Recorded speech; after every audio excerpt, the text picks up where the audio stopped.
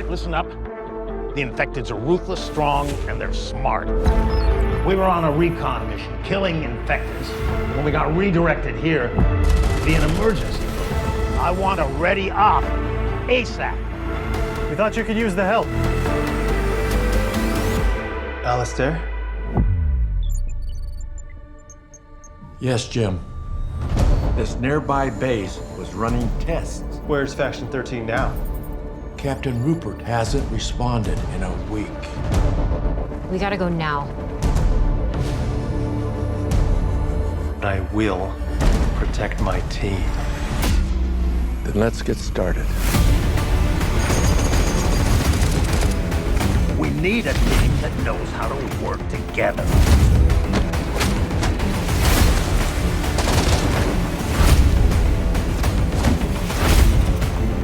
I knew I was there. That's the plan.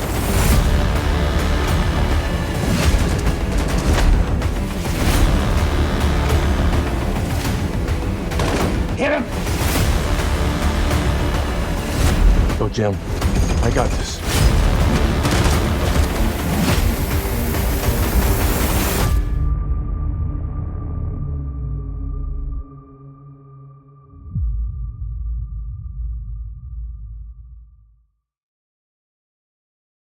This meeting is being recorded. Marc Singer, how you doing? Hey, John, how are you? I'm so excited to talk to you. You have no idea how much of a fan I am of yours.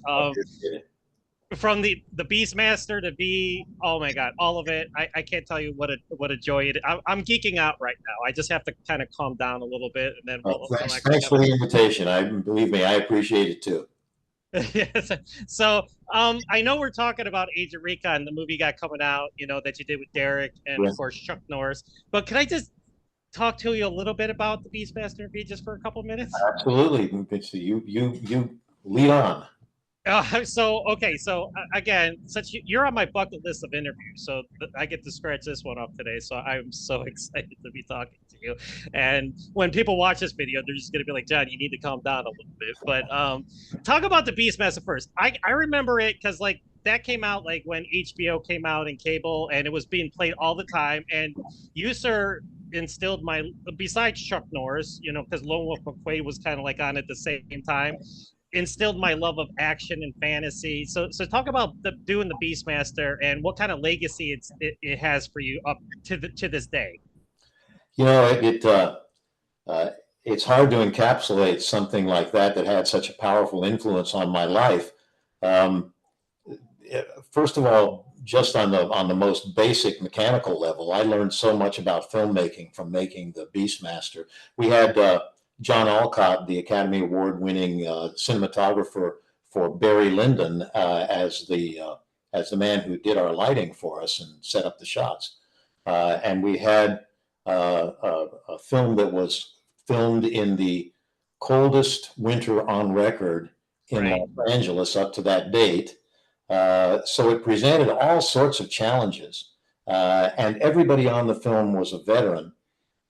Except me. I was the guy that was learning the ropes as a film actor in those days. I'd been a Shakespearean actor. I'd been on stage for years, but suddenly I was going on to stage. So imagine my surprise. One day I was a regular guy walking along the streets, and the next day I was the Beastmaster and running around with tigers. That was a learning curve, but it also taught me something about filmmaking, which is you bring your whole life to it. Because as a martial artist, or a martial arts student anyway at that time, the style of kung fu that I was a practitioner in was tiger and crane, and so I felt a very strong affinity with the tiger. And I know it sounds romantic to say it, but the tiger and I developed a real affinity for each other. That's awesome. He was the first person I said hello to every morning, and the last guy I said goodnight to every night. And I always treated him with respect. And when we were on camera, it was my intent, and I think I communicated it to him. Again, this could just be fanciful, but I believe it. And I think he picked up on it, which was that when we were on camera together, this was his film, not mine. So I think the ethic that went into the making of the Beastmaster in its original form was sincere, and I think the film captured that. I mean, like, because everybody talks about Schwarzenegger and Conan, which again, another great movie. But I consider the Beastmaster the quintessential sword and sandal movie or fantasy movie of that period. And I just wanted to show you. I just broke out I had to break out I have the deluxe edition, of course. So I just had to Reach through the screen, I'd autograph it. I absolutely. Now, of course, the other thing I love you the most from is V. Your Mike Donovan is such an iconic character, and I always considered you like, because we all know Han Solo was in Star Wars. Harrison Ford was doing his thing, but you were the Han Solo of the '80s after Return of the Jedi, of course, was because Ford stopped doing it for a time. Okay. But such a great role, such a great epic miniseries and then series, and again. I'm such a Star Wars fan, but again, V is right up there. So talk about doing Mike Donovan. And did you think that he would turn into such an iconic, fantasy character? I don't think anybody ever knows what the future or the legs of a program that they're involved in or a film that they're involved in is going to have. I think you just go into it with the same degree of sincerity and commitment that you do to everything else, and hopefully everybody else around you is of the same mind, and they bring everything into focus, and all the cards align, and you're off, and things go well. I learned a lot. Again, this is V was another one of those moments where who I was off screen and what I was experiencing and how I was learning it was very much the same as the character that I was playing on screen, who had found himself being thrust into situations that were at the edge of his abilities to cope. And yet that seemed to bring out the metal in him and formulated his personality as much of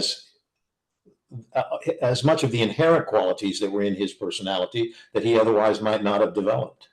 Absolutely. Like I said, again, I know we got to talk about Agent Recon, and I'll get into that in a second. But again, right. I just wanted to tell you my love of both of those characters. Well, they're both relevant. They're both relevant as far as Agent Recon is concerned, because true. Agent Recon, if V is Chapter 1 and Beastmaster Chapter 2, or vice versa, then Agent Recon is Chapter 3. And Agent Recon most definitely draws very heavily the personality that I play on that from my experiences and the characters that I played in Beastmaster and as Mike Donovan in V. He's this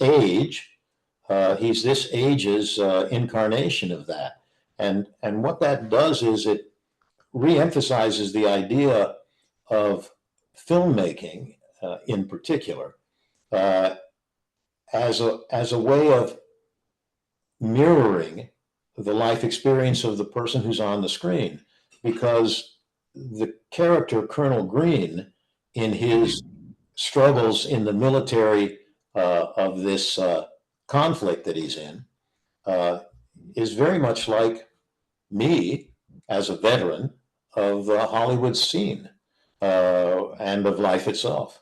Is that all of us go through struggles, and all of us are called upon at some time or another to work at the limits of our capacities. And this affects us emotionally, and it affects us intellectually, and it does in Agent Recon, in Derek Ting's extraordinary script, because Colonel Green and his daughter, who are both in the military, are trying to work out the balance of their relationship generationally at the same time that they're in mortal danger.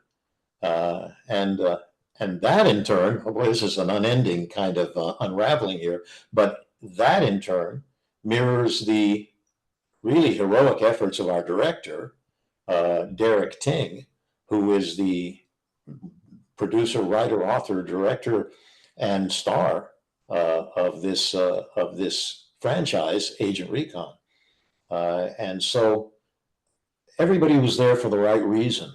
And we all had a joy in the commitment that we made and in the demands that were made on us by that commitment and provided for us in the framework that Derek Ting wrote. So Agent Recon, there's a lot to say for it. Now, I actually, Colonel Green, I can kind of see him as like an older version of Mike Donovan, who's been put through the ringers, and we all know Mike Donovan wasn't in the military, but I mean, he could have went that route afterwards and stuff like that. So that's how I took it. And talk about Derek real quick. And of course, Chuck Norris is in the movie. Now, how was it big? Did you know Chuck beforehand, or Chuck and I had met occasionally and briefly at different black tie events that Hollywood might have hosted back in the day. So we were aware of each other. Everybody in the communities in those days was aware of each other. But we never met together, and we didn't hang in the same crowd socially. So really, Agent Recon was the first opportunity we had to work together and also to get the measure of each other and our personalities and how they might mix. And I can't say enough in his behalf. He's such a sweet guy, very, very humble, not no big ego about the mark he's made in Hollywood history, and just thrilled to be on the set, happy, uncomplicated, and a dedicated worker. And I tell you, he fell in love with everybody, and everybody fell in love with him. He's a great guy. He's a great guy. So real quick, just before we wrap up, just talk, because again, I've seen the movie. I think it's great. Derek Ting did a wonderful job. I talked to him yesterday. Such a nice guy, and he really showcased you and Chuck in the best light for genre fans. So for us fans of you and Chuck are really going to get their money's worth in terms of what you guys bring to the table. So I don't think they'll be disappointed, but absolutely. So just real quick, tell fans what do you want them to get out of Agent Recon when it hits on June 21st when it finally comes out? I want them to understand that there's a future. I want them to understand that the future is worth working for, and I want them to understand that there's joy in the struggle, and I want them to understand that romance is alive, and in every form, in every shape, and that they should be creative and enjoy life. And it has that old school, like 80s, 90s VHS vibe to it, which again, I'm 51 now. So I'm middle-aged now. So I've been getting nostalgic, for the, ever since I've been getting older, for like these times when I feel they were simpler when I was a child, and enjoying these movies and stuff like that. And I felt that that's what Agent Recon brought to the table. Well, there is in that vein, there is a class of father figures that still exists. And this generation cares about that generation. Absolutely. Well, unfortunately, I could talk to you for hours, and I know you're a busy man. Hopefully one day I'll get a chance to talk to you a little bit more in depth about all the great roles because there's more than, V and Beastmaster that I've watched you throughout the years. Great talking with you, man. But I just want to tell you real quick, because I have the opportunity, you brought so much joy to my life and my childhood, and even now watching these movies and stuff like that. I cannot thank you enough, Mr. Singer, for everything that you've done for me. Yeah, I'm Mark. I appreciate it. Thanks, Mark. Man. Yeah, absolutely, Mark. Yes. Okay. Absolutely. Well, you have a great day. Good luck with the rest of the interviews, and enjoy the movie when it comes out. Thank you so much. It's been a pleasure. Okay, thank you.